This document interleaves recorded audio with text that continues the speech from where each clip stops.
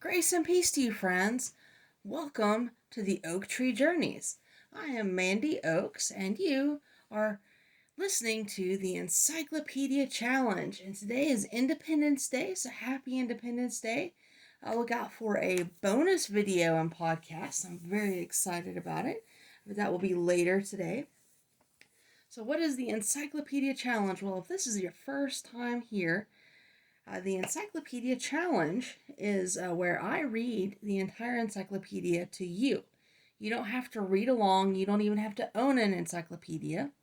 All you have to do is listen. And if a word sparks your interest and you want to know more about it and you don't have time to look it up, send me an email at theoaktreejourneys.com or comment below if you're on YouTube. And let me know what that word is. And if I get 5 or more words, we'll do a bonus video deep dive into those words. And if we get a lot of words, well, we'll just stretch it out into more than one bonus video. So it's very exciting. We have 3 words so far for our deep dive. And if you want to know what those words are, they are starred on my website, theoaktreejourneys.com. Click on Encyclopedia Challenge. And there you will find an entire list of all the words with links to the YouTube videos and podcasts of all of the words we've gone over so far. And 3 of those words are starred, so that's what the star means, is that we will go into a deep dive of those 3 words. So if without further ado, and I want to just hop in here. But before I do, I just want to say if you are doing fireworks today, please be very careful. I've already burned myself yesterday, lighting one of them for my niece and nephew, so that was fun. So please be careful today. So let's go ahead and jump in. We stopped with Abraham men, and it wasn't what I thought it was going to mean. So we stopped there yesterday. And the next word is, let me see if I can pronounce this correctly. I practiced before I started recording, but let's see. See how well I do. It's ABRANCHIATA. ABRANCHIATA. And that's spelled, okay.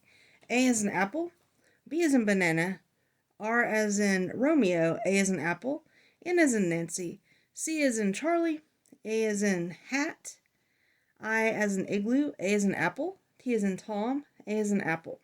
And that is a noun, and it means applied to animals which are destitute of gills or organs, adapted for breathing air dissolved in water, as the leech, earthworm, etc. ABRANCHIATA, destitute of gills or bronchi. Sorry. All right.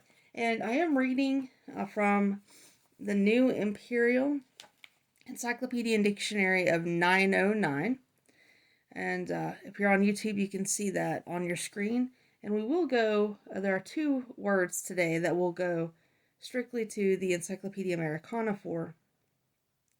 But right now we're in the New Imperial Encyclopedia and Dictionary of 1909. Okay, so the next word is a name, Abrantes, Duke of, but it says C.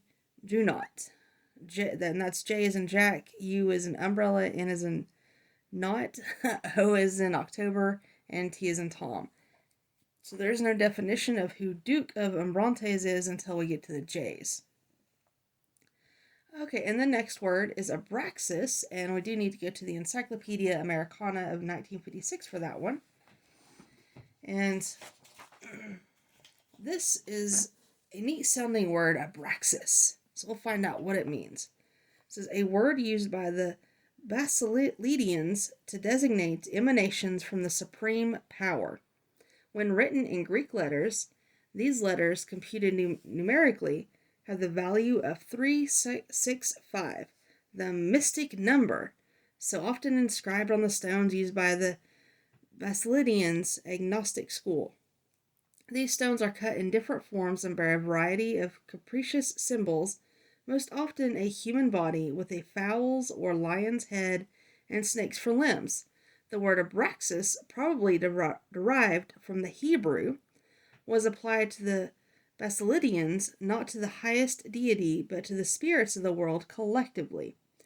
Gnostic symbols were later adopted by all sects given to magic and alchemy. Therefore, there is little doubt that most of the Abraxas stones containing Kabbalistic forms were made in the Middle Ages as talismans.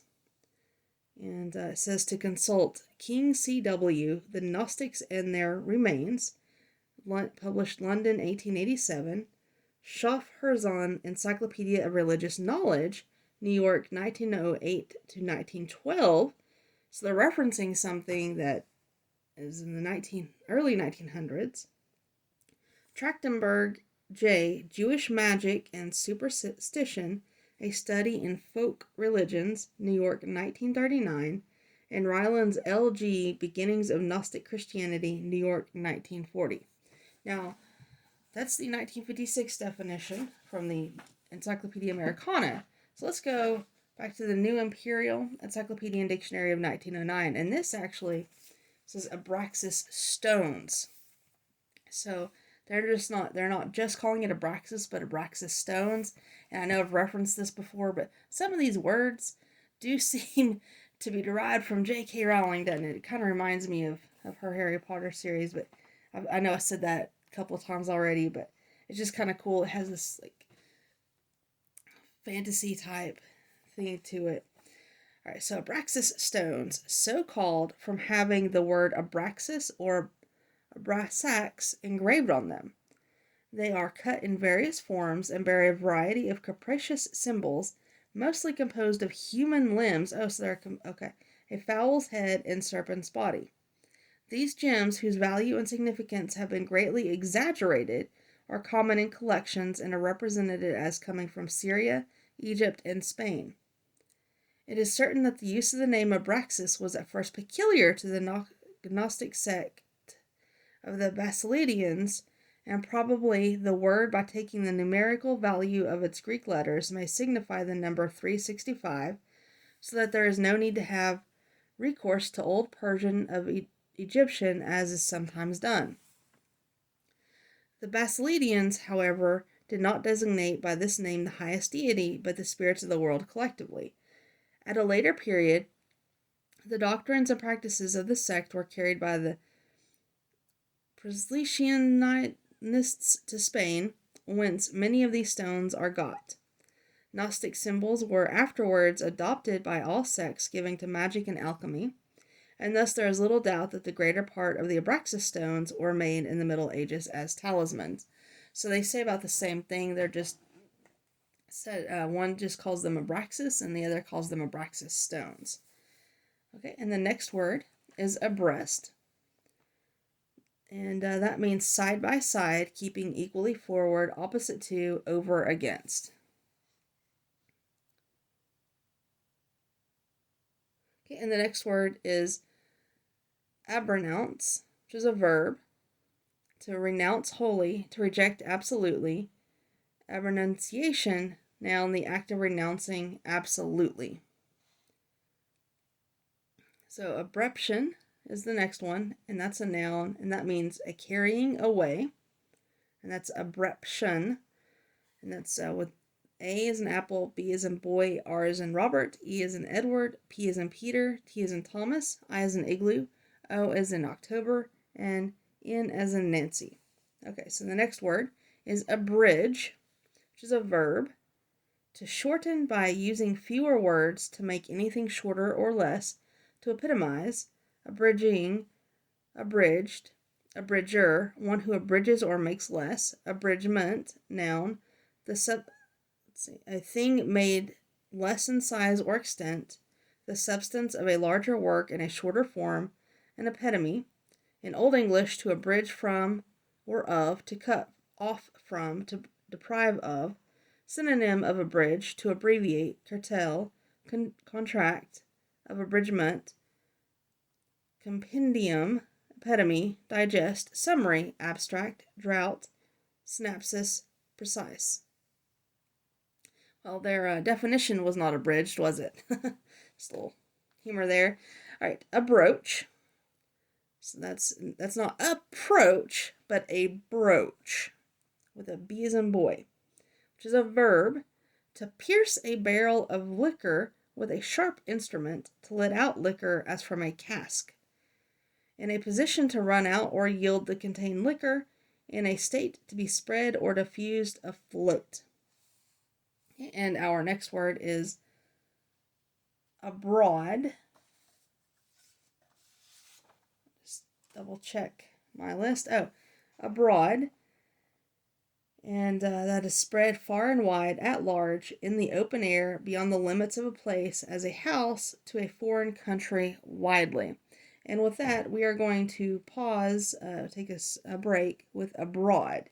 And when we come back, we will look at abrogate. And the next word will be abrogate. So enjoy your break. And again, a happy 4th of July. If you're going to go shoot fireworks on the break, again, please be careful. And I'll see you in just a few minutes. Hi, I hope you enjoyed that segment from my podcast, The Oak Tree Journeys, from the Encyclopedia Challenge. To hear the entire episode, please visit the link at the bottom in the description. And please don't forget to like this video, give it a thumbs up, and subscribe and share it to anyone you know who wants to read the entire encyclopedia or who's just interested in words. Thank you again and have a blessed day.